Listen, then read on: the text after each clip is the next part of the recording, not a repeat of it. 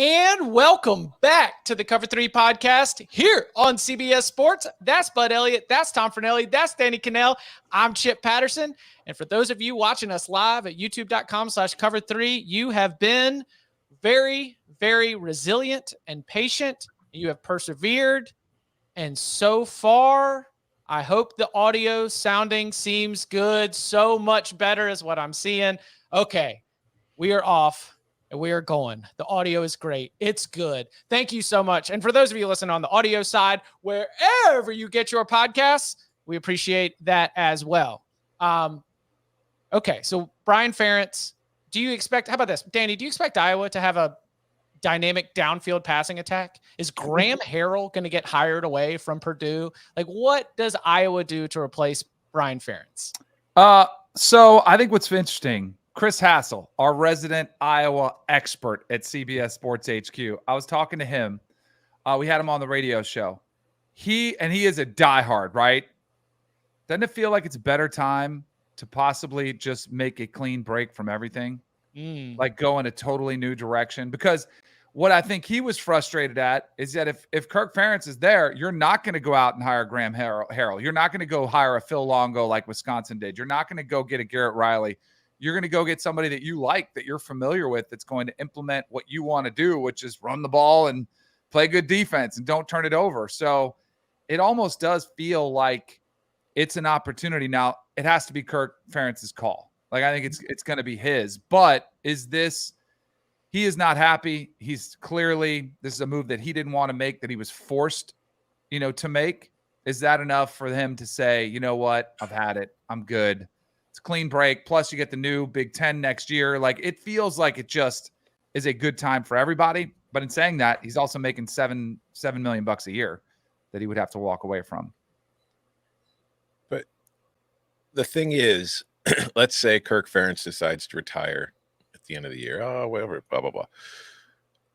Do you know who they replace him with, right? Mark Stoops.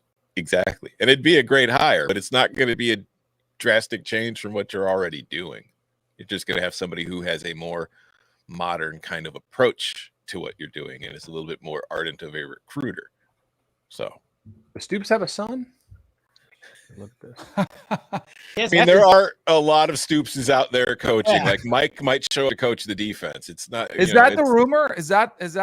Oh, he does have two sons. Mm-hmm. I just think that that's the only job Mark Stoops would leave Kentucky for right now, unless he gets fired. I think he'd leave for Michigan State if Kentucky doesn't have realistic expectations. Michigan State's got a lot of money too. If you wanted to go in a totally different direction, if you're Iowa and like Kirk Ferentz retires, I think Dan Mullen would be pretty good. And it's a different direction. It's an offensive mind. He's had success. The recruiting thing is interesting because but I mean, is Iowa, what is their expectation to recruit? Like, it's not what the expectation was. Yeah, they're a development. Yeah. I mean, they do land a decent number of 4-stars from like the Chicagoland area, but they are still primarily we'll recruit 3 stars and 2 stars and 1 stars, and we will develop them into, players. Stoops would be good for that. Yeah. Oh yeah. But he would also, I think he would step up the recruiting game more than maybe what Iowa already does. Iowa's kind of a program where, since you expanded the Big Ten, their hopes of winning the Big Ten have gone from slim to basically none going forward, right? With adding USC, adding Oregon, adding Washington, all better programs.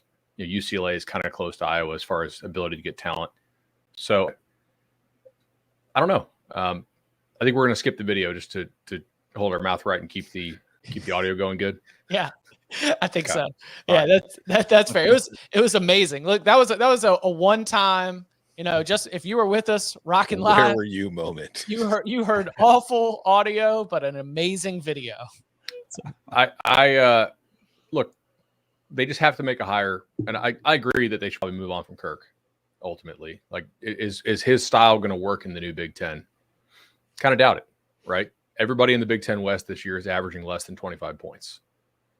You do have to score a little bit of points if you actually want to seriously try to win the league. And that style they're playing isn't going to work when you have to play the big boys more often. It's just going to get more embarrassing. So I think it's been a great run. I'd make a change there. If the Cooper DeJean return doesn't get called, Are we sitting here today having the same discussion? Yes. Probably not. Long-term discussion, yeah. Short-term discussion, maybe not. Right. No, I still think that he would have been let go this week. I think that that's what the bye was for. I think it was just a situation where they didn't want it to keep dragging on, especially because it was now clear that, the contract stipulation, which if they had it, cool, but they probably should have never let it be known publicly. I think that was kind of a mistake because it became what it became. But I think once it became clear that there was no chance he was going to hit it. So instead of just dragging it out and dealing with all the questions about it every single week, I think that, it was probably just rip the Band-Aid off, get it over with, and then have him stay through the end of the season, because why would you want to saddle anybody else with this offense for the rest of the year and kind of, here, you want your shot to be an offensive coordinator? Go for it. Like, nobody's going to really even want it to be the interim. So I don't know. I think this was happening no matter what happened in that Minnesota game. I like Bud's theory of it probably happened, or maybe Tom, one of you two said it probably had happened. We just hadn't heard about it because they were in the off week. We're so used to you fire the coach into the off week, and then internally they had probably already made the decision, especially since he's not fired. He's just not going to return. Like, he's still going to be out there putting together game plans for the conclusion of this season, where Iowa is they are in the 5-team or the 4-team slog at 3-2, right? Mm-hmm. Yeah. Yeah. Minnesota's still in there. Iowa's still in there. Nebraska's in there. I mean, you still got all your dreams of going to Indianapolis and losing 41-3 again. Okay. Like, why would you want to have a huge hole in your preparation process when you could still do that? Interesting. And especially as it pertains to what's the path forward for Iowa in general. I also think having the signing day in December plays a role in this too, because you need to have this out there so any potential recruits that are already committed or considering committing, you can't negatively recruit against them saying, well, do you know that Brian Fitt, look at that offense? You sure you want to play in that? So counterpoint, do you want anybody on offense who's committed to Iowa? They do have, I can't remember his name, but they've got the 4-star QB whose name I cannot remember right now. Oh, from Jacksonville. Yeah, I think he's more of an athlete, not a quarterback, to be honest. But we'll see. That would, look I've at their current quarterbacks. His track times are much better than his arm. Look at their current quarterbacks, bud.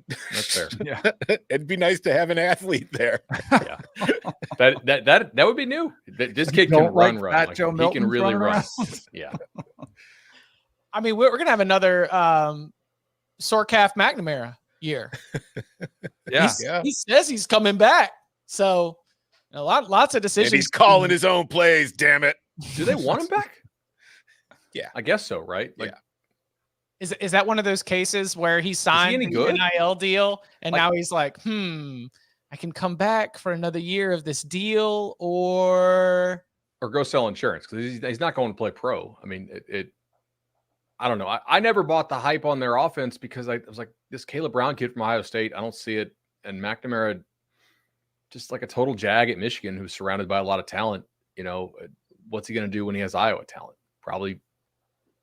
I mean, he got hurt, so I guess that's the excuse. I never thought if he was healthy, he was going to be any good.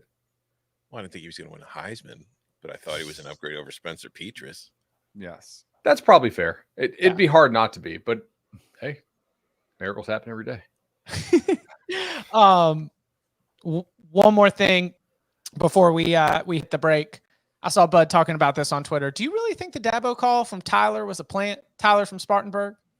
I think if it was a perfect plant. I mean, you almost had to have your producer in on this to let the guy get a run up on a head coach of 2 minutes and 15 seconds, right? And just, it was perfectly well planned. The guy talking about he was an overseas veteran, so like you're not going to like cut the call off because then it's rude because you're disrespecting a veteran, right? And the guy's a longtime fan of the program, been going to games since before Dabo was hired. And then Dabo happened to have all these stats just top of mind, memorized. Like he's always got those stats. Those stats are always top of mind. Especially when you're defending your tenure, and that's the thing is like coaches rattle them off and they don't always fact check them, right? But they're so confident and they're a coach when they say it. I liked on Tuesday's media availability with the Clemson media, Dabo said he went Old Testament on me and got an Old Testament response. And you know what? That's right. Okay. Got a little softer when she had a son. I think Dabo is well within his right to do what he did. I had no problem with it whatsoever. I actually liked it. That was good for him. Because I think there's a lot of fans out there that are spoiled rotten. And I think a lot of Clemson fans are. I'm not saying all of them. But I mean, and we dealt with it at Florida State, right, Bud? I mean, towards the end of Bobby Bowden's tenure, there was a lot of fans who were like, let's have him retire. I mean, it happens in every fan base. It's an unfortunate reality. The one thing that I think you got to push back here is when Dabo was like, where's the appreciation?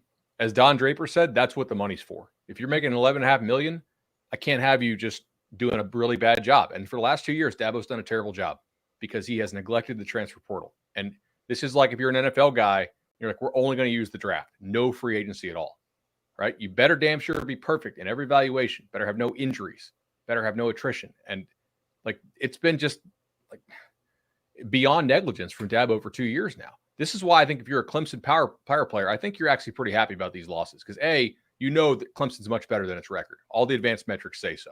So you're not that far away from getting back. But your record allows you to actually tell Dabo, hey, man, like we're not doing this entirely your way anymore, okay? $11.5 million is appreciation for what you've done.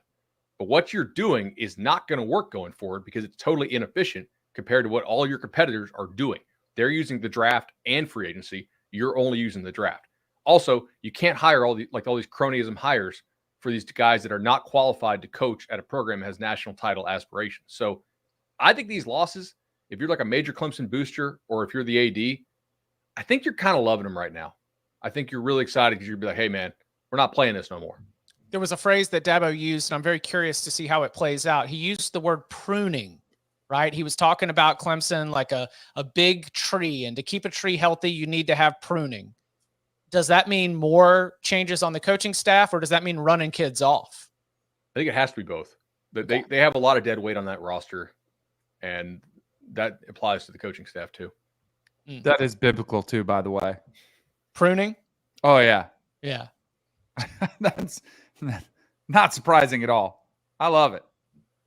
Coming up on the other side, every single Wednesday, we go inside some of the biggest matchups of the week.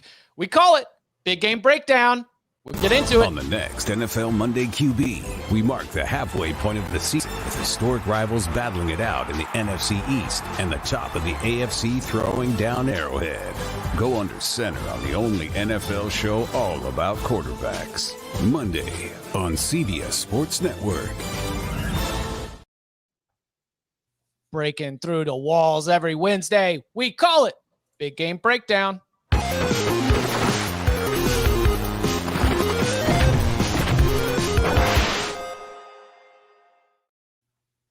Let's begin with Texas hosting Kansas State, noon Eastern time. Massive, massive game in the Big 12, where, of course, we have found ourselves in a spot where all these teams have one conference loss. So it's everyone's favorite Elimination Saturday. So Kansas State has lived several lives over the last maybe 6 weeks or so. They seemingly were falling apart. They were having injury issues. And then as they face some of the softer teams on their schedule, they haven't just been beating them. They've been absolutely blowing them out of the water. Texas is a 4-point home favorite. Of course, we still don't have Quinn Ewers in this matchup. Do you think, Danny, that Kansas State is going to be able to take advantage of this opportunity to be able to get back into that Big 12 title game picture as they are the reigning champions of the conference? I absolutely think they could. We'll give our locks tomorrow. There's a couple things that I think are really interesting in this matchup because Malik Murphy wasn't great. I think he played like you expected to. He didn't make the catastrophic mistake, but he made some mistakes, right? One of his, the one pick, he was trying to get rid of it in the pressure and totally just forgot oh yeah, it's what it's like to get hit and how quick the guys are as he's trying to throw it away or get it to his outlet. And it was underthrown and picked to go the other way, but good for him. The other quarterback, Keaton Slovis, also had a bad game, and you had a lot of points of special teams. You had a lot of assistance where there was a pretty wide margin for error against BYU. That's going to tighten up some. A mistake like he made against BYU could possibly hurt them. What I think is interesting with Kansas State, their secondary is not great. They can be had in the deep passing game. And that's where I'm wondering, will Sark dial those plays up to A.D. Mitchell and Xavier Worthy on the outside. Will they take their shots, and will Malik Murphy connect on them and take advantage of what I think is probably the best way for them, to score points on this Kansas State defense? Because Kansas State, pretty physical team. I know Jonathan Brooks has been great, but if they can slow down the run, can they put it on Malik Murphy, who is probably even – now, I didn't think he was mobile. Like, I didn't think by any means they were going to start running RPOs. He is a pocket passer. But he also didn't run very much at all. Like, he is pretty much strictly in the pocket. I'm just curious to see if Kansas State can make them one-dimensional and put it on his back. And if they do, he's going to have to step up and make some big-time throws. I think Kansas State coach Chris Kleiman was pretty revealing in his presser this week. He talked about how he wished he had a little more film on Malik Murphy. And I think that is just obviously true. They only have one game of him. But also the fact that Texas showed basically nothing, right? Like, we know this kid's a really good athlete. We know he can run. I think Texas realizes that BYU's personnel is just, they don't have P5 players. It's a G5 looking football team. And you actually just watch them on the field. Texas didn't have to show anything really. And they covered the game comfortably. So if you're K-State, you're kind of flying blind. But what you do know is that Texas has done a great job creating wide open guys against you 2 years in a row by using formation, especially last year. Like, K-State did not adjust to the unbalanced stuff. They really struggled with the trips into the boundary stuff. Now, I know Texas had different personnel last year and they had Bijan and that kind of thing, but I think Sark's going to be in his bag here, and I'm relatively confident that Texas can score 30 just with Murphy and dialing up different stuff. Because I agree with you. I don't think this Kansas State pass defense is worth a damn. Kansas State very well could have lost to TCU had Morton not got knocked, or to Texas Tech rather, had Morton not got knocked out and they had to play the third stringer who, just as we saw last week against BYU, really can't play. So I think Texas will score. The question is, like, just how much better is this K-State offense, and can Texas defense get back to what it was, more against like Alabama? And if Texas is scoring, where is it scoring from? Because, like, I do think that they will. I think you can get big plays against this Kansas State secondary, but we've seen Texas get these big plays with Quinn Ewers. And part of the not having the tape on Malik Murphy is, for Kansas State, not 100% sure what Texas is going to do. And for the rest of us, it's not exactly being 100% sure what Texas can do with Malik Murphy. Can he hit those shot plays the way that Quinn Ewers does? Probably.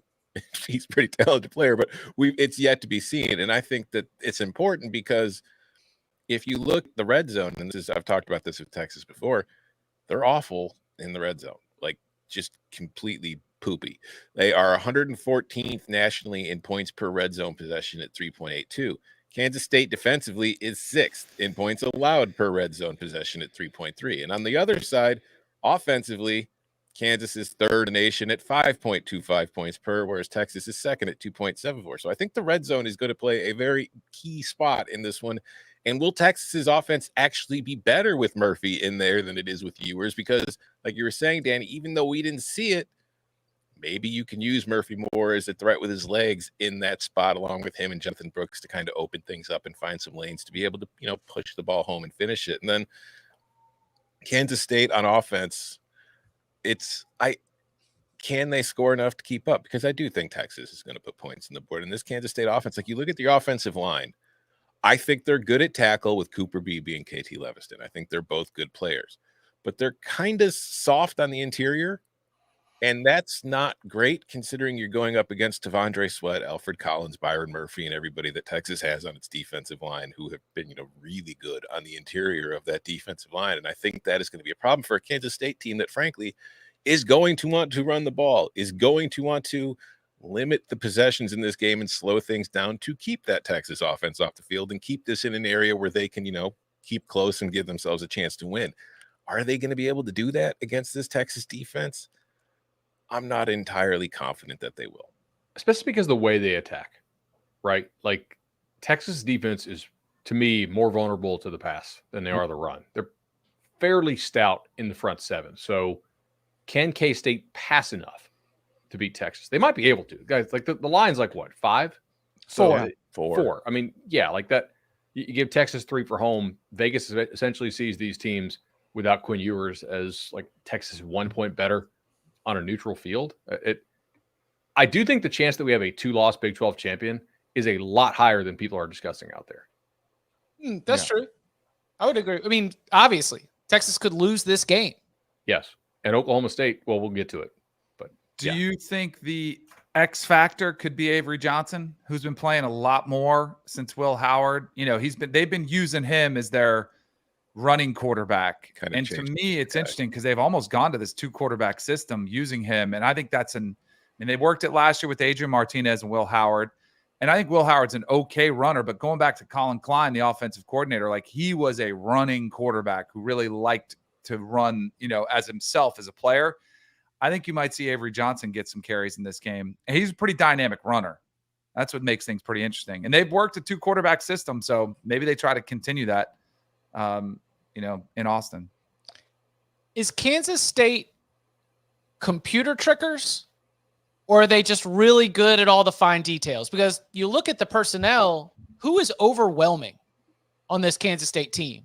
But yet everything on a down-to-down basis, everything in terms of your success rate, like all the things that factor into power ratings give Kansas State a good enough power rating so that you are basically right in line or on the same path as Texas, as you mentioned. Because there hasn't been one result that I've pointed to all season. I've been like, man, that team, like they are ready to go into Austin and kick Texas's ass. But is that just, you know, part of the Chris Kleiman experience with Kansas State where you're able to take personnel that is not overwhelming and be able to figure it out on a down-to-down basis to close that gap with teams that are more talented like Texas? Because I don't think Texas is good at the small things. I think Kansas State is great at the small things. And I think that Texas has the erasers and the hammers that can be ultimately the difference in a very close game where if Kansas State gets put in that position, I don't know what the move is, you know, what the finishing move that the Wildcats can pull out is. But then I'm also looking at the coaching matchup. Who would you rather trust, Chris Kleiman or Sark? Because there's a good X's and O's argument, but also there are a lot of, you know, Texas fans and USC fans and Washington fans that might also say, you know, this is going to be a tough spot for Steve Sarkisian. And definitely, how about this? Can't lose for Steve Sarkisian. Can't lose game. You can't have this squad go into Tuscaloosa, beat Alabama, and then enter week 11 with 2 losses. You'd rather have Chris Kleiman. Chris Right. Kleiman is a much better head coach than Steve Sarkisian so far in his tenure. On game day, would I rather have Sark or Kleiman to run a big-time program? I've seen Sark recruit, and that, like, we assume that guys can recruit, but look at Dan Mullen. It doesn't always happen, right? So, but on a Saturday, I'd rather have Kleiman. For this specific matchup, I think Kansas State has to throw the ball well. Mm-hmm. Texas's run defense is legitimately very good. Nobody has run the ball successfully on Texas all year because they are very stout at the point of attack. They have real NFL guys up front. So can they throw the ball well enough? Like Avery Johnson's been an awesome addition, and he can throw, by the way. Like he's not just a Wildcat quarterback, but my thought is they probably need Howard to play a really good game to win this one, or they need Murphy to self-destruct, and then you can win a game where you're scoring in the 20s. But if you need to get to 30-something, you probably need a really nice throwing game from Howard. I don't think Kansas State is computer triggers, right? I think Texas has played to its athleticism level once this year. You would decidedly rather have Kleiman than Sark on a game day? Yeah, I think his track record as a head coach from all the prior stops really matters to me. I think he's very trustworthy. What about Sark's track record of calling plays on game day? I think that's totally fair. Like, but it's also, I mean, how many times has that shown up this year? I think Sark's a pretty genius play caller. Well. It did. Right, exactly. No, I think that it's like last week they were very much not doing anything because, like we were saying, they were playing BYU. I think game day, I got nothing against Chris Kleiman, who I think is a great program leader, but I think during a game I would rather have Sark. I think that's fair. Yeah. Then at 3:30 p.m. Eastern time, we got the beginning of an SEC on CBS doubleheader. Remember, it's a triple header on CBS, Ohio State and Rutgers in the noon slate. We will be going to Athens for the beginning of this run where the Georgia Bulldogs finally get to see their strength of schedule rating improve.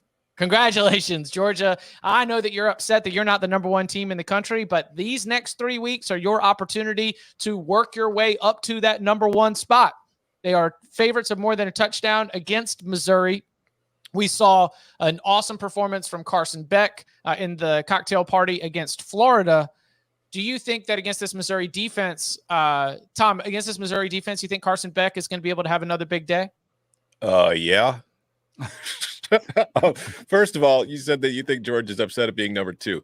No, Kirby's reaction seeing number 2 was yes. Yeah. He was thrilled with it. They said we're 7-5. That's what that number 2 means.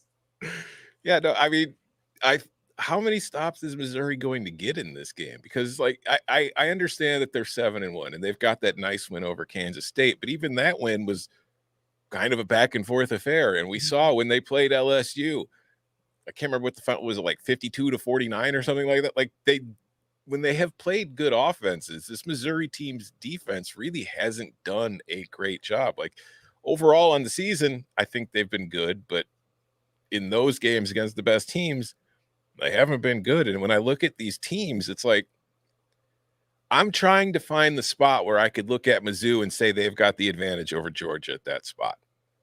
And I think outside of Luther Burden, there's really no spot where I look at Mizzou and say they're decidedly better than Georgia. And even that, I don't know if they're decidedly better because Georgia has good corners. Georgia has good safeties. I think that if there's any team that's going to be capable of slowing Burden and Weiss and those guys down, it's Georgia. And I think if you look at Missouri's offensive line, I think it's been good this year, and I'm not taking anything away from it. But it also struggled against LSU's defensive line. And that was probably the best defensive line it has seen to this point this season. And Georgia's, it's pretty good too. So I think if you're the Tigers, like you're going to have to manufacture some ways to put points on the board that you aren't able to do against other teams that you're, against this Georgia squad, because they can stop you. They could just, drop back and force you to go the long way down the field and then hold you to field goals. Although Georgia's red zone defense has actually been pretty bad this year. It's hard to get to the red zone against them. And Carson Beck, like Jaden Daniels tore this team apart. I think Carson Beck's going to tear this team apart too. Like even without Brock Bowers, I still think that Georgia's going to get guys open. I think they will be able to run the ball very effectively on this Missouri team, which is something that Georgia hasn't been great at all year, but is getting better at as the year wears on. It's been a very solid season for Mizzou. I do not like the odds of winning this game. I don't like the odds of really keeping it close. It's funny you talk about the personnel because somebody who would have maybe given Missouri an edge there is now playing for Georgia, as in Dom Lovett, who is now one of their top pass catchers and was the leading receiver for Missouri just last season. And look, he had 83 yards on 4 catches against Florida. He had 9 catches for 72 against Vanderbilt. Like he is starting to heat up, and his rhythm with Carson Beck is going to be something that I think, unfortunately for Missouri, you're like, man, wish we'd been able to keep him on campus right now, if for no other reason than he wouldn't be dicing up our secondary. So I tend to lean your way. Danny, how do you look at this one? Can you win in a shootout if you're Missouri? Like we've been saying, I think they could put up some points potentially. I mean, Georgia's, they're worse. They're not very good in pressuring the passer. They're like 100 and something in sacks. Tom was just mentioning the red zone defense. Teams are scoring a touchdown 76% of the time in the red zone. That's 122nd in the country. I like the weapons they have. I mean, Theo Weiss, the guys around Luther Burden are pretty good too. I think it's a game. That's how they were in the game with LSU. Now LSU's defense is a problem. I don't think Georgia has the problems that they do. It's also between the hedges too. I mean, that's where Georgia's been different. I am overall leaning with you guys and feeling like I think there's a theme kind of developing, and it's kind of annoying because you see it from all the SEC folks saying, oh, well, this Georgia schedule was so easy. Well, look at it now. Look how tough it is now. And yet I still think Georgia's going to roll through these teams they play on the back end, most likely. I agree strongly with what Danny and Tom have said. I like, how does Missouri hang with them? I do think that Drinkwitz and Kirby Moore are legitimately really good schemers, and they'll probably scheme their way to some points in this game, right? Just you can get some guys open, and I think Missouri is truly dynamic at receiver. Clearly, now I don't think the quarterback's anything special. right? I think he's mainly a guy that they scheme it open for. I don't really – Brady Cook doesn't scare me. Georgia, though, one of the unknowns is how well will Missouri look against a team that can really cover. Because so far, Missouri has played these teams. Middle Tennessee State, definitely can't cover. Kansas State, major problems in coverage. Memphis, obvious problems in coverage. Vanderbilt, one of the worst secondaries we've seen in this league in quite a while. LSU, huge problems in coverage. Kentucky, the worst part about that defense is their corners. South Carolina, disaster in coverage this year. I think you can argue that they have not faced a top 25 secondary in the sport so far, and we're through October. Georgia can legitimately cover guys. Both corners are really good. Tyke Smith is really good. Malachi can really play. So how well do these Missouri guys do when they get hands put on them and guys who are running with them? Like, how many times can you scheme open touchdowns? Because I'm not sure how many one-on-ones you're going to be able to create, and of those you create, how many you can win. On the other side, like, look, Missouri gave Georgia a lot of trouble last year, okay? Particularly Missouri's defense. That's a double-edged sword. Number one, they might be able to run that back and have good success with that because Georgia's O-line is a clear step back from where it was last year. Number two, this is a clear letdown spot for Georgia. You just thump Florida. Next week, you go on the road to play Tennessee. But I do think Kirby will have their attention because this is the game they almost lost last year, right? And I think he's going to be able to say, hey, you remember this? You guys thought you were hot stuff last year. Not so much when you had to go to Como. So, I don't know. Like, we get 12 versions of a team every year. Like, why is this like the 10th or 11th or 12th best version? Like, why is this the very best Georgia's going to play? Maybe it is because it's at home. Oh, sorry, Ole Miss next week at home. Right, they're in a pretty good run of teams, and they get Tennessee after. But this is like clearly the game you would overlook if you're Georgia. But they overlooked them last year. That's my point. Yeah, that's Kirby's best motivator, and they're number two. And they're number two. Nobody believes in them. Yeah, College Football Playoff Selection Committee said you're going 7-5. On the flip side, oh, sorry. I know we're running long on this. Go. What good passing offense has Georgia seen? South Carolina. Yeah. I guess, but they really couldn't block, and they scored 13. Yeah, no, there's definitely something to that, but just this is the best set of receivers Georgia's secondary will have lined up against also. Easily. Mm-hmm. Yeah. Best since Vanderbilt. Yeah, you could. Yeah, because wasn't Wells out for South Carolina? Yeah. Although, I mean, I know he's nothing special, but Pearsall's okay, and I like Trey Wilson, but that's more talent than production so far. But yeah, I'd say overall, from top to bottom, this is definitely the best in terms of attacking downfield for sure. Like Florida, their depth of target is like almost negative. Yeah, especially because like when you've got Burden in the slot, that could cause that gets Weiss and Cooper and those guys, that can create space for them over the top that other teams aren't really capable of doing. So it's going to be interesting to see. But I also think George is probably just going to drop into coverage a lot and try to confuse Brady Cook. Yeah, just be like, all right, Brady, you're so accurate. You find the hole. You throw like 1,000 passes without an interception. Okay, well, why don't you throw 40 times? Mm-hmm. Let's see if you can throw 40 times on this secondary and not throw an interception. Yeah. Also, at 3:30, we got all the different screens so that you can be sure that you're keeping up with the SEC on CBS while also keeping an eye on a very, very exciting edition of the Bedlam rivalry. Because Oklahoma State, I believe that when we get to the October Superlatives coming up later in the show, there are arguments in almost every single category. Almost every single category. Cowboys had an incredible October. Got themselves into a spot where they are in the top 25 of the College Football Playoff Selection Committee rankings. They are playing at home with the hated rival Oklahoma in town. Sooners are going to be off, leaving the conference next year. And OU is just a 6-point favorite. Again, second straight road game. They just got field stormed in the loss to Kansas the week before. Bud, you giving this Ollie Gordon and this scrappy Oklahoma State team a chance to be able to pull off the upset and throw this Big 12 title race into true chaos?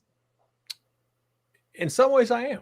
Yeah, because I'm not really sure that Oklahoma is is that good. Oklahoma may have just played its game of the year against Texas, right? Their yardage success rate wise, they were pretty much the same as SMU at home, right? Some turnovers turned that game. The struggle game they had at Cincinnati looks worse after every game Cincinnati plays. Now beating Iowa State looks better. So Oklahoma may just be a very good but not great football team. And if you're just a very good team, you can lose to another team that is like an above average level team. I mean, I think we all would agree Oklahoma State's somewhere between 20 and 40 in your power ratings. Mm-hmm. Can't ignore the South Alabama thing, but they were still rotating quarterbacks and went on the road and beat Arizona State. And they've had some competitive games. Most of them have been kind of coin flippy, except for the Cincinnati one, honestly. So yeah, I give Oklahoma State a chance because Oklahoma's run defense has not been particularly good this year. And Oklahoma's run game is not that great. So you're putting on Dylan Gabriel, a guy who I'm not very impressed by. Honestly, I think he's kind of like Jag plus, not like a drafted guy type thing. So it's putting a lot on him without Andre Anthony. I guess we'll see. I think he's better than Jag plus.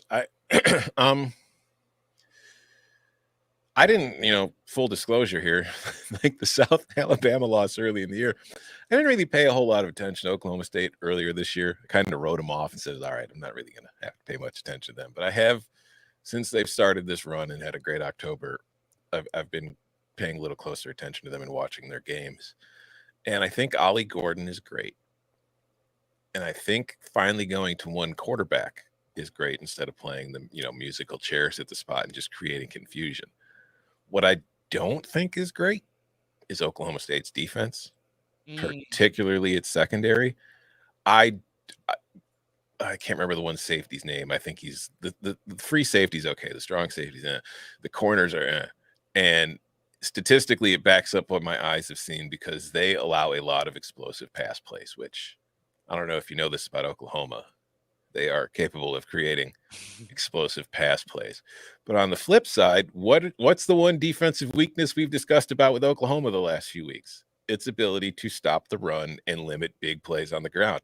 And here comes Mr. 250 yards a game, Ollie Gordon, Barry Sanders reincarnate for the Cowboys. This game's going to come down to which team addresses its weakness the best.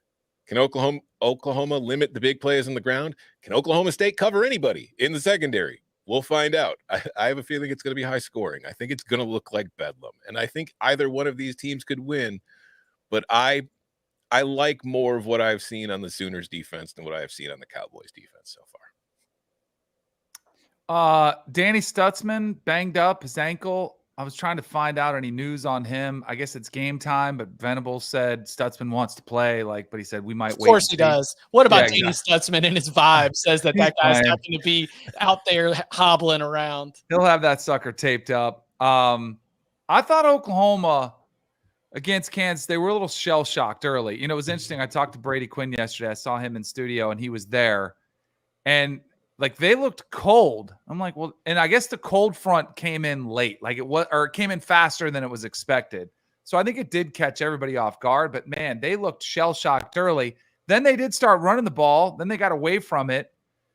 Man, I think this game is a lot about what you guys talked about. I don't know, the Venables rebuild, I think it's better than it was last year, but are they built to stop this run game? I don't know. And then if they do get run all over, my goodness, you're going to see some Oklahoma fans upset. But if you can take them away, I don't know if Alan Bowman's good. I'm going to talk about a Jag. I think he's a Jag. Yes. If you can manage to put a lot of guys up there and stop Gordon, dramatically increases their success. But everybody's tried to do that. No one's been able to do it. I think Oklahoma would have the best personnel to do it that they've faced. But I don't know. I'm torn on this game because Oklahoma has limped into this game. I mean, since Texas, they go back to the UCF game was close and not great. And then they had the game against Kansas and they let Jason Bean drive the length of the field. They couldn't get stops there. I mean, it is crunch time here. And Oklahoma State has all this momentum. I was thinking, I don't want to jump on the Fornellis, but I was thinking about the Mississippi State Memorial, early season champion. And I feel like Oklahoma in another game, we're not doing a full breakdown, but we will definitely discuss tomorrow on the Locks Pod. But Washington going to USC, it's like Oklahoma and Washington at the beginning of the month got these massive wins.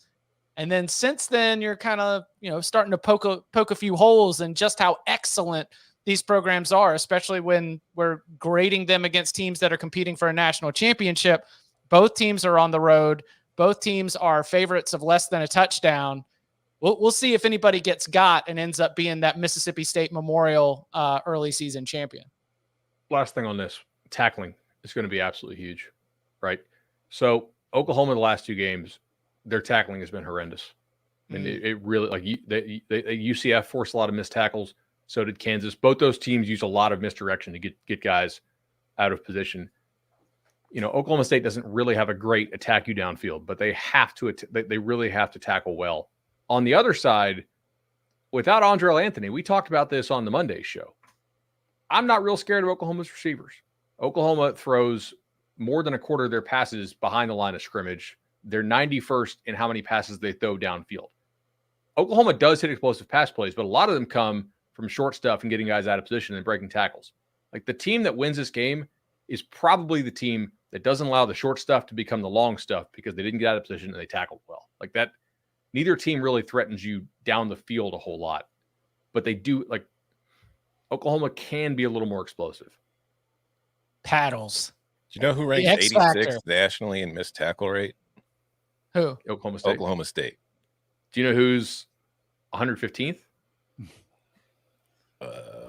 Not Oklahoma. They're 58. Oh, I've got a different stat then. Okay. Oh, we got ourselves a stat off. Stat war. Oh, the nerds are having a stat war. Stat war. Yeah. Over under a 61. Too little? I'm hearing a lot about missed tackles. Right. And I know what Bedlam does. Like, the DNA of this rivalry. Interesting. Might be a line too little. All right. One more big game breakdown. 7:45 p.m. Eastern time on CBS, America's most watched network, the network of stars. You can stream it on Paramount Plus. LSU, after taking down Alabama in overtime last season, now arrives to Bryant-Denny Stadium. And we've got first place in the SEC West on the line. Alabama 5-0 in conference play, currently holding down that spot. LSU 4-1 in conference play, though that loss comes to Ole Miss. Things could get convoluted, but a win over the Tide would go a long way towards putting the Tigers back in that picture for Atlanta. Alabama favored by 3. Jaden Daniels on an absolute heater this season. Jaden Daniels right now is carrying the kind of statistical profile into the Alabama game through 8 games that a young man named Joe Burrow had. Joe Burrow heading into Alabama, 30 touchdowns, 4 interceptions, 2,805 passing yards, 10.8 per attempt. The offense was averaging 46.8 points per game. Jaden Daniels, 25 touchdowns, 3 interceptions, 2,573 passing yards, 11.5 yards per attempt, and the offense averaging 47.4 points per game. Danny, Jalen Milroe does not need to be better than Jaden Daniels in this game, but can he be good enough to give Alabama a chance to get this huge win, a revenge win against the Tigers? Just keep chucking it deep. You know my philosophy on Jalen Milroe. Just find Jermaine Burton somewhere down the field and heave it. To back up the theory, he's completing 60% of his passes that travel 20 or more yards through the air. I mean, he's only 64% overall. So, like, just keep throwing it deep. I say that jokingly. I think with Jalen Milroe versus Jaden Daniels, doesn't it feel like if there was ever one game where and I know you can't win it in one game, but like this is Jaden Daniels' potential Heisman moment. Like Correct. This is the one where he could win the Heisman. And I know there's a lot of football left and we'd have to see what happens from then on. But my goodness, he would absolutely be minus money if he wins this game and plays the way he's capable of. What I'm trying to figure out is Bama fixed all their issues, because that's kind of the narrative you're hearing. But I also recognize the teams that they played against are not exactly stellar. Like their defense has been all of a sudden this much better since the Texas game. But outside the Ole Miss game, which was in their backyard, like who's the best quarterback they've played? who's the best offense they played. So this clearly will be their biggest challenge defensively. And then offensively, everyone's had their success on LSU, but I think they've actually played some of the really good offensive schemes. So I think LSU's defense may not be as bad as we think. They're not good, but I think this could be a higher scoring game. I think you could see some back and forth. And if it is, kind of think that favors LSU and Jaden Daniels. I think there's some really important injuries to look for here. Ooh, let's really go. Infirmary report. Need this. Yeah. Writing this down. Yeah. If you've been watching Brian Kelly's press conferences, you've been watching the Auburn game and the Army game, the last two they played before the bye week. Didn't watch the Army game. Are any of the 4 corner transfers they took going to play? That would be Harris, Alexander, Chestnut, and Johnson. I think there's a lot of signal in your action and inaction in the portal. And if you take 4 corners, that probably means you hate your corner room. And if your corners are Sage Ryan and 4 guys who you did not plan on having to play this year because all the other guys are either hurt, suspended, or kicked off the team, take your pick. I think that's a real problem. They didn't have Mekhi Wingo against Army. He coming back? Because Mason Smith this year has not looked quite like the same Mason Smith that he looked like, pre-injury. If they don't have him, that's a real difference maker in the middle. And if they don't have those corners, I am very confident that Alabama is going to be able to create wide open guys and free runners here for Milroe to hit. I think who you have on the field has to matter. The other injury I really care about here is right tackle Emory Jones, who, if you watch the end of I think it was the Army game or the Auburn game. I think Army. He was on crutches on the TV copy. Is he back? I don't know. The backup's a true freshman, is Lance Hurd, who we liked a ton, but he's still a true freshman going into Tuscaloosa. I think Alabama's defense, with 2 weeks to prepare, is going to have something for Daniels. I think this is the first defense that LSU will have played who's going to put hands on people. And I mean receivers in particular, since FSU. FSU held them to 17. They challenged routes. LSU got some yards, and they won some in the red zone. If you played that again, LSU got 17 for garbage time. They probably should have had 24 because the red zone goal line 4-down stands are not totally repeatable. But I don't know that LSU's going in there and dropping 45 against a team that can run with them and can put hands on them. I was looking at my stats bomb earlier today. Brian Thomas has to be huge in this game because Neighbors is not a good contested catch guy. He's really amazing in space. But Thomas has to be the one who, when people put hands on you, can win one-on-ones. And I think that's got to be huge for them. Yeah, chat's saying Wingo's been announced out. Guys, I think that matters quite a bit. Yeah. You mentioned it already, but Chip, you said that Jalen Milroe doesn't need to outplay Jaden Daniels.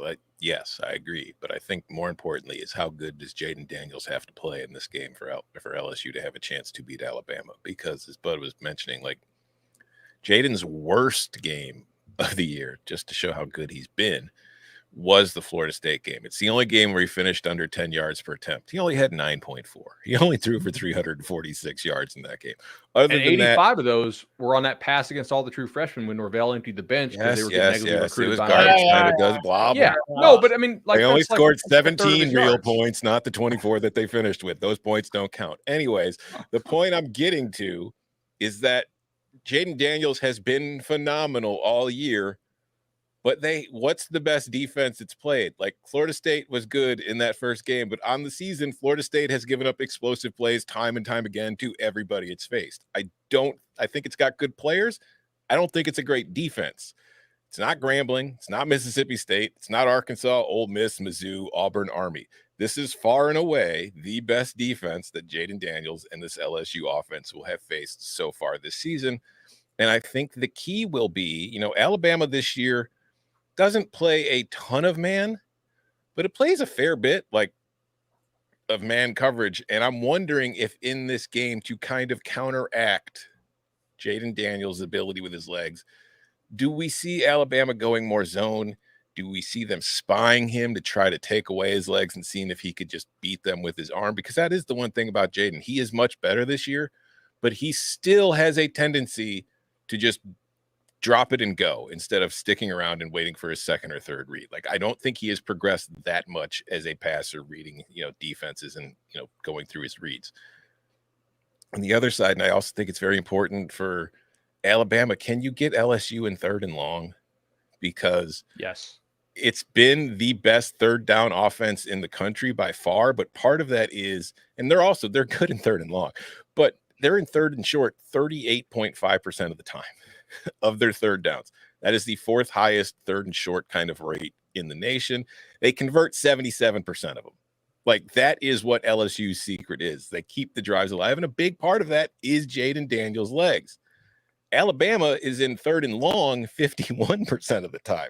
They're averaging, they need usually 7.3 yards per play on 3rd down. So 3rd downs are going to be huge in this game. More importantly, it's going to be, can Alabama get LSU in more 3rd and long situations? Because if they're in 3rd and short, you're toast. You're not going to stop them. Teams very rarely do. They're hard to defend in that spot. And also, going back to the quarterback battle again, Jalen Milroe, Danny, you said it. He's completing 66% of his passes of 20 air yards or more. LSU's defense ranks 105th nationally in explosive play rate allowed in the passing game. Alabama's only 13th. Are the big plays going to be there for LSU? I don't know. So it's going to be a very interesting matchup. I think LSU can win this game. I also think they're a very trendy pick. I do not want to be holding an LSU ticket and watch Daniels get crushed in the open field by an Alabama defensive front that imposes violence on the opponent. I want no part of that. I mean, Nussmeier's good, right? But if you have to go to Nussmeier, that's night-night, right? There's no way that the offense is still going to be running at the same clip, because an average, Jaden Daniels' average this season, an average performance is maybe good enough to get this done. But I don't know. I don't want to be trusting Nussmeier to be able to deliver that kind of production. If LSU can get to 35 points against this Alabama defense, it can win the football game. Can LSU get pressure? I mean, Alabama's been giving up pressure to everybody else. Yeah, they give up a ton of pressure. Yeah, and I think a lot of that's Jalen standing there waiting for his receiver to get 30 yards down the field, because I think that is what their offense is. If you can't pressure Alabama, your pass rush sucks. Yeah, Agreed. Big Harold Perkins game, right? Very big. I think he's played a lot better. Honestly, I think he's more comfortable with the role, and I think they've done a nice job of fitting the role, to him. Tom, I love that point about how you got to stay out of 3rd and short. LSU's number 1 in the country by a mile in first down success rate. Mm-hmm. That's why I think, like, Bama being aggressive with coverage, putting hands on people, denying some of these easy access throws, we just haven't seen LSU have to operate behind the chains very much. I mean, how many 3rd and longs have they faced this year? Very few. Can't be many. No, and they're still I can't remember off the top of my head, but they're still converting like 39% of their 3rd and longs, which I think ranked in the top 5 nationally. That's the receivers. No, that's Jaden scrambling. Oh, okay. A lot of it. The receivers are very good too, but Jaden Daniels scrambles a lot on 3rd and long, because you drop back, you leave a big old hole, and he just runs right through it. The weird thing, they're actually not very good at 3rd and short. Like, they see a ton of 3rd and short, but they're just okay. They're like awesome in long down and distance so far, but talk about LSU. Yeah, it's kind of weird. Like, they see so many 3rd and shorts, but they don't convert that like at some astronomical rate. That checks out. I mean, do you trust LSU? Do you trust LSU in like hard yardage, run the football situations? Well, their run game's been a problem for like the first month. It's been better. Yeah. All right. Because defenses are so terrified of passing game that they're leaving lanes for the running back. All right, so here's what we're doing. We're going to have 2 down linemen for this 3rd and 2, okay? Yes. You're going to put everybody else at the perimeter. Coming up on the other side, a lot of awesome football in the month of October, but what was the very, very best? We'll get into our October superlatives next. Wake up to football highlights and news from around the world with the one and only Morning Footy team. Rise and shine, football fans. Welcome to Morning Footy. Start your all-day football craze with Morning Footy, part of the all-new Golazo Network. Back here on the Cover 3 podcast. And at the end of every single month, we like to get together and we like to hand out the Cover 3 awards. We've got the player of the month. We've got the coach of the month, the team of the month, the game of the month, and of course, everyone's favorite, the Fornellis. Let's begin with player of the month. Danny, who would you like to nominate for consideration? I will go. I give one nomination, or I mentioned several of my nominees. There are no rules here. Yeah, this is. I'll go. We talked about him a little bit earlier. I'll go Ollie Gordon, Oklahoma State. Mentioned back-to-back 250-plus games in the month. He's been over 100 yards every time. I think you look at Oklahoma State's turnaround this season, it's in large part because of the work that he's done. I don't know who else you guys have. I had a couple others, but I think he's a pretty strong candidate. First of all, that's my, I've got some others that I want to highlight. He had 4 games in the month of October. The Oklahoma State goes 4-0 in that series. In the month of October alone, he's averaging 214.2 yards per game. In the month of October, next best is Georgia State's Marcus Carroll at 159. So he's more than 50 yards per game better than the second best or second most productive running back. What he's meant to this Oklahoma State team and their turnaround and the way that this month has been. He did it against Kansas State. These are the teams that are also competing for the Big 12 title. So in terms of significance, in terms of production, I'm right there with you, Danny. I would endorse Ollie Gordon as a nominee. I will go a step further on Ollie Gordon. You just mentioned his rushing yards. In October, total yards, including receiving, 999 total yards in 4 games, 9 total touchdowns. He's got 999 total yards. In second place is North Carolina's Omarion Hampton with 655 yards. So he's 354 more yards in the month than any other player in the country. So yeah, other guys to consider. I think you're both voting for Ollie. I'm voting for Ollie. So I think we know who's winning, but I will just say other guys. Frank Harris, UTSA, had a huge month for the Roadrunners, 1,204 yards, 12 touchdowns. Marvin Harrison, 31 catches, 553 yards, 5 touchdowns. James Madison's Jalen Green. I know we don't talk about defense here when it comes to the player of the month, but 9 sacks, 25 pressures in the month. And Notre Dame's Xavier Watts, 4 interceptions, one of which he returned for a pick 6, and a passer rating of 34.5 against him in the month. The guy I want to nominate over Ollie is a guy who was really instrumental in all 3 wins for a national title contender, and that's Marvin Harrison Jr. I mean, they were struggling against Maryland, and then they were like, easy button. Let's just throw it up to Harrison. And he caught it, 163 and a touchdown. Next week against Purdue, whatever. Then Penn State. Guys, Ohio State's offense ain't no different than Penn State's except for one guy. It's Harrison Jr. 19 targets, 11 catches, $163 and a touchdown. Last week, 24-10 over Wisconsin. Do they lose that game without Harrison Jr.? I don't know, but it'd be a hell of a lot closer, right? 6 catches, $123, 2 touchdowns. Ohio State could have a 3-loss month if they didn't have Marvin Harrison Jr. Like, he's been the difference. The passing offense without him it's pretty mid. So I understand Ollie, and that's probably the right choice, but Harrison's had a huge impact from the receiver position. We also talked about Daniels just in the month of October. You had wins against, it was Missouri, Auburn, and Army. Missouri's the big one, 9 touchdowns, 1 interception, best passer rating of all FBS quarterbacks in the month of October. Mm-hmm. And look, I know it was Minnesota, Indiana, and Michigan State, but JJ McCarthy has been cooking.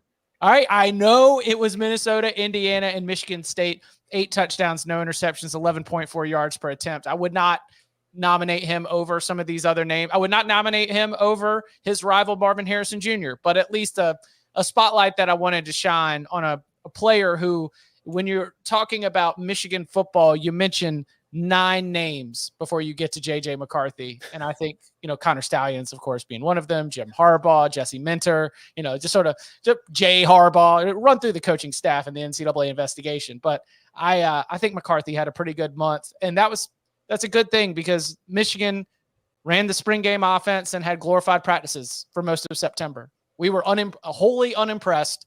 Conference season starts. Now we get to see the Wolverines and sort of what the next evolution of that offense looks like. And I think McCarthy's been pretty solid. Mm-hmm. All right, so Ollie Gordon, we're doing it. 3. Congratulations to Oklahoma State running back Ollie Gordon. You are the Cover 3 podcast player of the month of October. Over under on Connor Stallion's password being password. Somebody mentioned earlier, they're like, what's Connor Stallion's doing right now? I said, well, he's probably using his own name and his own credit card number, and checking hotels in. He was very self-aware when he knew the TV copy was going to be on him, and he went kind of like this when he was on the sidelines in Central Michigan. Allegedly. Can we get the Coach of the Month nomination? Oh, there we go. Do you know which video I'm talking about? When they have the guy that like the player runs off the field and he like almost hits the fan and he's right next to him. He literally like is trying to like, it's like the guy with his girlfriend that's not his girlfriend in the kiss cam. And he's like, oh crap. It's kind of like that. Allegedly. Yes, allegedly. It really does look like the intern who's trying too hard. Yes. That's why I want to nominate him for Coach of the Month. Like, who else is going above and beyond? Like Connor Stallion allegedly is. Like, on his own dime. Doing this. Yeah. Yeah, I mean, it's just like you think about summer interns at companies, and there's the try hard and the people who work there, like, yeah, sure, whatever. All right, cool. Like, get out of my office now. I feel that's the vibe I'm getting. It doesn't seem. It seems like he thought he was Belichick. It seems like that was only in his own mind. I am less impressed by this scheme as though it was this giant, well-executed, nefarious plot with every single detail that we seem to be getting. Giant, nefarious plot, yes. Well-executed, no. No, I don't think it's even like giant would include people in real power, doing more than like, oh, yeah, cool, thanks. I appreciate it. If it was well-executed, we would not have heard about it. Right. At least not yet. Yeah. Coach, other than Connor Stallions, what nominees do we have for Coach of the Month? All right, I want to go last thing on Google because I was going Connor. You can nominate him. It's fine. You can nominate him. All right, Connor Stallion's my nomination. Above and beyond. I want to mention Mike Gundy and Matt Rule as nominees for Coach of the Month, both of whom kind of turned their seasons around in October and put their teams in position to, compete for conference titles. And Matt Rule's been doing it with a team that's really banged up and injured. But my actual nominee, my number one, a little bit off the board. I don't know if any of you other guys will have him there. Brent Pry, Virginia Tech, made the QB switch. That team's fortunes have drastically changed ever since they made that move. They lost the first couple of games, but it was a better long-term play. And it is starting to pay off with more wins. They're only 4-4 overall, but they're 3-1 in the ACC and legitimately have a chance to reach the ACC championship game. I don't think they will, but they have a chance. I'll piggyback on that. They also pretty well. What about Jeff Hafley, Boston College, 4-0 in the month? And how far ago does it seem? Was it Holy Cross? The players were talking trash after they lost in Northern Illinois in a dogfight versus Holy Cross. And they come back now to 5-3 on the year. So I had a couple ACC coaches turnaround seasons. I was going to nominate Mike Gundy, but I couldn't because the team turnaround, maybe because he didn't play Ollie Gordon the first couple games. It's kind of hard to say, like, way to go, coach. You finally found him. I was going to go Lance Leipold as one, but they also lost a couple games, like inexplicable. I mean, it was a signature win for the program, but I couldn't justify that. I had Rhett Lashley 4-0 in the month with 4 blowouts at SMU, but I'll go Brent Pry. I think what he's done has been phenomenal. Brent Key has huge wins against Miami and North ACC. Carolina. Let's go. But also a loss to Bowling Green. And a loss to Boston College that eliminate him from consideration for this award. It actually is in the Cover 3 Awards bylaws that if you lose to Boston College and Bowling Green in the same month, you are ruled ineligible. So tough scene. Big wins against the Hurricanes and the Heels, but sorry, Brent Key. Wasn't the Bowling Green loss the last day of September? It might have. I think we might be able to wipe that off the record. I have a couple. It lingers though. Jed Fish at Arizona, like, really nice job. I can't give it to him because he should have gone for 2 in that first overtime. So that's a demerit there. But nomination, not a winner. and now I'm blanking on the UNLV coach's name, but he's done a great Barry job. Odom. Barry Odom. Barry Odom, really nice month. Almost beat, Fresno last week. How about David Braun at Northwestern? Mm-hmm. Like 2 conference wins in a month is pretty ridiculous. So a lot of good nominations. What Matt about Campbell? Matt Campbell, 3-0 in the month, wins against TCU, Cincinnati, and at Baylor, 2 of those being on the road away from Ames. Seems like all of our midseason turnaround guys are really leading the charge right now. So who gets the award? My vote's Pry. Good with that? What, Danny? Yeah, I mean, I seconded him when we talked about it, but like there are some really good candidates.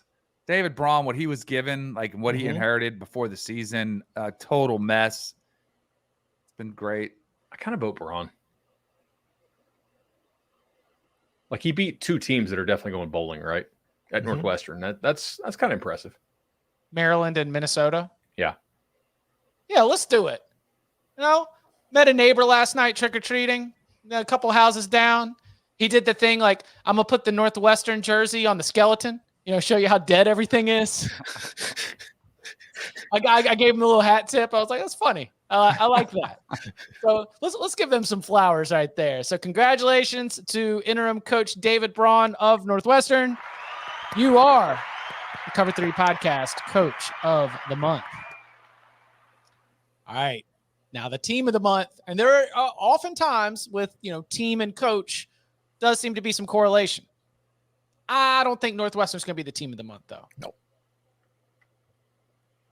How about? There's only one team of the month. Oh, is it not the world famous Ohio State Buckeyes?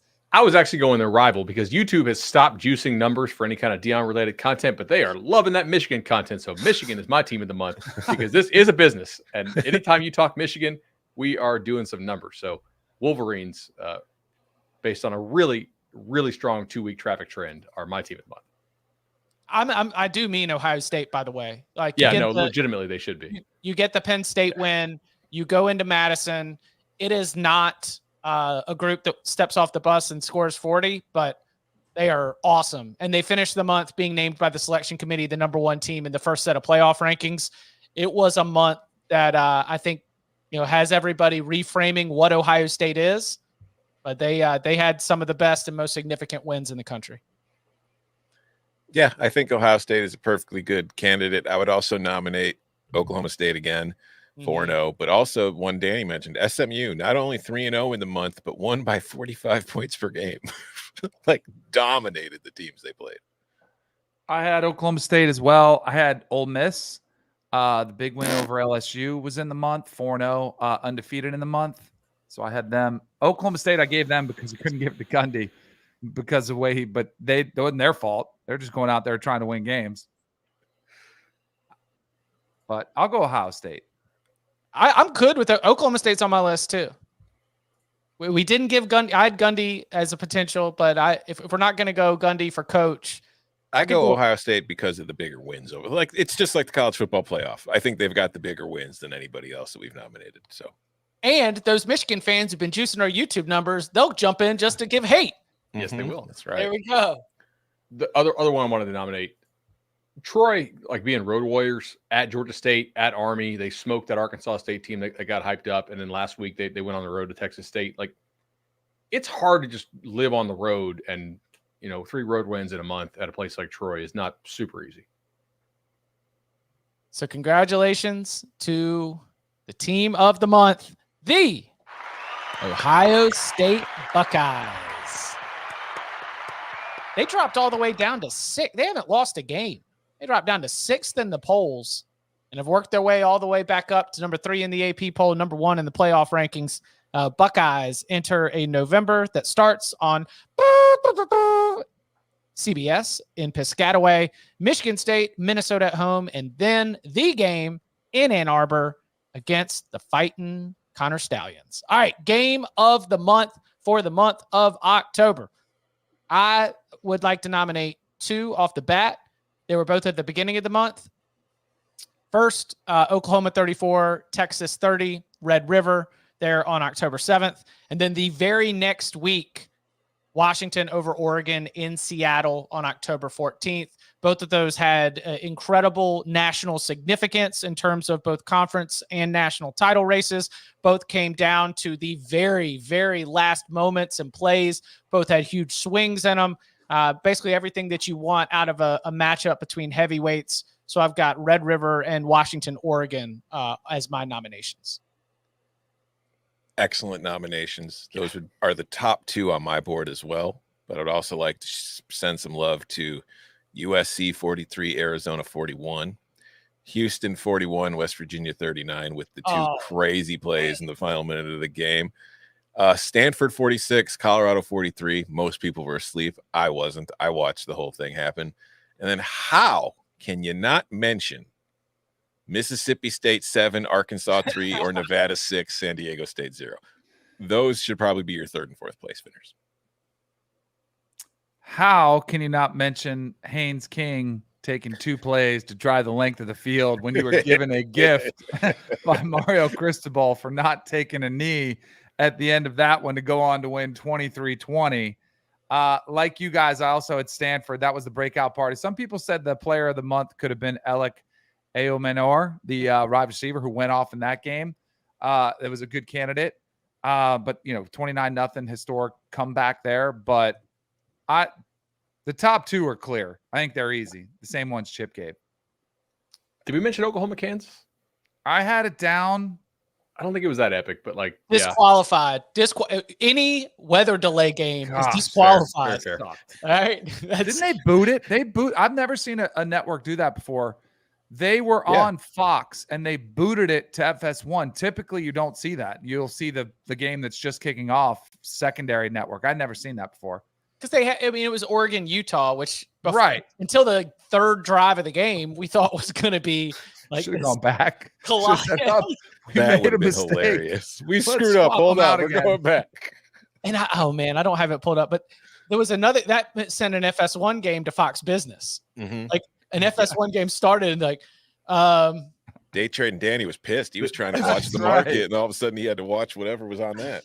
The scary thing is whatever came on after Oklahoma, Kansas, I remember being like, oh my God, like I would never in a million years put this on the main TV. I was like, you look up like, whoa, how'd that get on there? Yeah, I think it was Cincinnati. It was something really bad. Like third tier Big 12 game. All right, so which one? I'm voting for Oregon, Washington, because I feel like not only was it a great game with 2 top 10 teams, but I also feel like narrative-wise, it gave us a whole lot of stuff to talk about with like the 4th down decisions and whatnot. I thought the quality of play was better in that one than Red River. Ooh. Like both teams executed better. I thought both teams played some defense. It was less like they made mistakes type thing. I thought that was a lot of drama and high quality of play, both sides. That's my vote. I'll go both of them similar. I mean, both the drives Dylan Gabriel put together and Michael Penix put together to come back and win. I'll go Oregon, Washington. I love the controversy aspect, the 0 for 3 on 4th downs. I like that was a topic. And I also think that game will have more significant playoff implications. Also, maybe a preview of what we'll see in Las Vegas. So congratulations to Washington's win against Oregon. You are the Cover 3 podcast game of the month for the month of October. And now everyone's favorite portion of the show. Tom, let's hear it. The Fornellis. All right. Well, we've discussed this man a lot already on the show today, so he deserves an award. The Austin Powers International Man of Mystery of the Month goes to Connor Stallions, the Michigan assistant, for just going above and beyond to do his job and to get the signals. Again, that is allegedly him on the sideline at the Western Michigan game. We don't know for sure. The Steve Spurrier Award for shit talkingest coach of the month goes to Georgia's Kirby Smart. I know Dave Doran told Steve Smith to kiss his ass, but that's not really talking crap. That's just kind of an angry coach.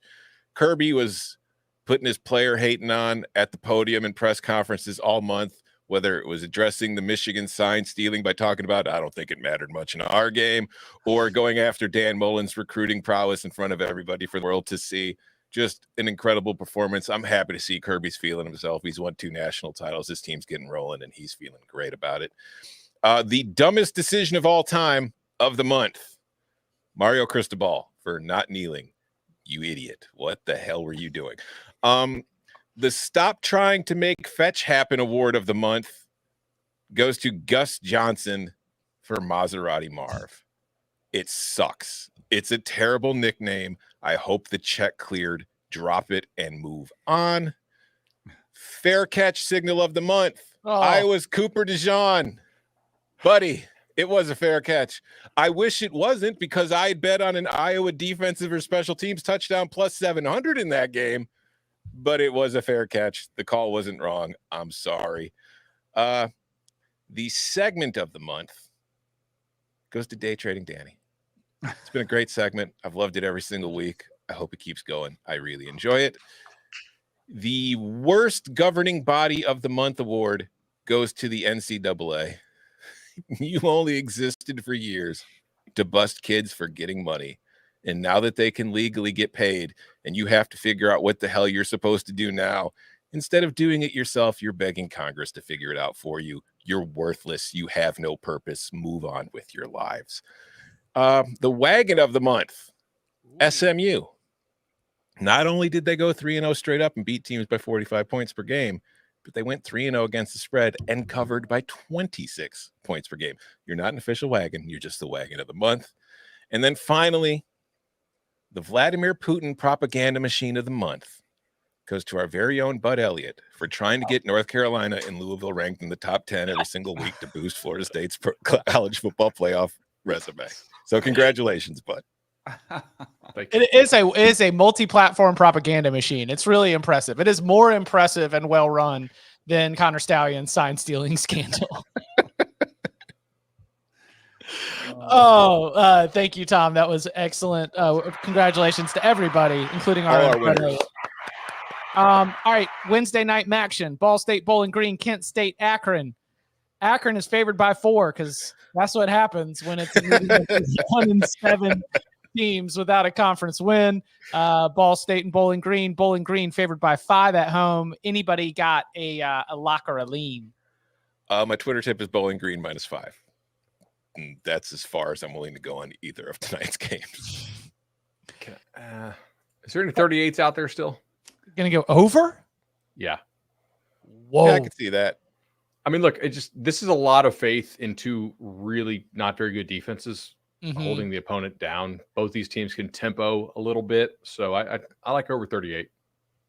Last night's action was snowy. It was great. Yeah, it was great. Yeah, this one looks. We got 3% humid or precip and 6.9 mile an hour wind. Nice. Mm-hmm. So hopefully we don't get a surprise snowstorm.